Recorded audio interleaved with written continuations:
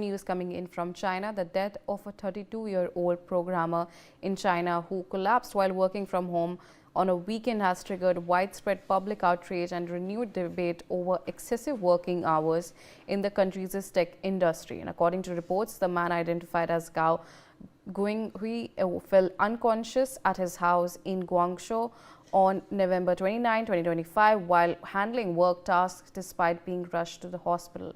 He could not be revived, and Gao had an intense workload and frequently worked overtime. Hospital records showed that the 32-year-old techie was admitted to the second affiliated hospital of Guangdong Provincial Hospital of Traditional Chinese Medicine at 9:46 a.m. and he was declared clinically dead at around 1 p.m. While the death happened in November of 2025, what has particularly shocked the public is that the claim that Gao continued receiving work-related messages even as doctor fought to save his life. Gao worked as a middle-level manager in CVTE Group's software department, and his family said that while he was undergoing emergency treatment, he was added to a WeChat technical work group. During that time, a colleague allegedly messaged him asking him to help process this order. Even more disturbing, 8 hours after Gao had been pronounced dead, another message reportedly arrived stating,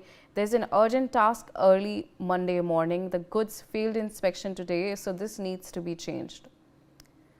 Now joining me on the telecast is Brian Thomas. Brian, this is another very shocking thing that has emerged in terms of excessive workload, and the fact that it's not just China, that even in places like Japan as well, there's excessive workload on people, and that has been normalized so much that they end up dying while working so much as well.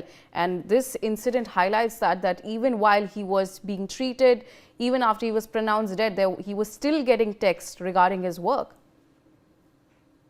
Well, yes, a very tragic incident coming where the death of a 32-year-old programmer Gao Guanghui in Guangzhou, China, has sparked widespread outrage and renewed debate over extreme work culture in the country's tech industry.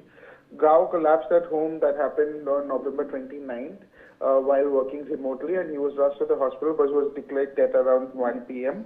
The listed cause was sudden respiratory and cardiac arrest, possibly linked to Stokes and Adams syndrome, which is a heart rhythm disorder associated with sudden cardiac arrest.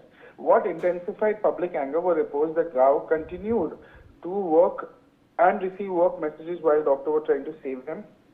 Even according to his family, he was added to a company WeChat group during emergency treatment, and colleagues also alleged sent him task-related message, including one 8 hours after he had already been pronounced dead. System record also show he logged them into the system company platforms times on the day he died, and he was a mid-level manager at the CVTE group, reportedly handling heavy responsibilities across software development, but clearly very, very tragic incident. Yes.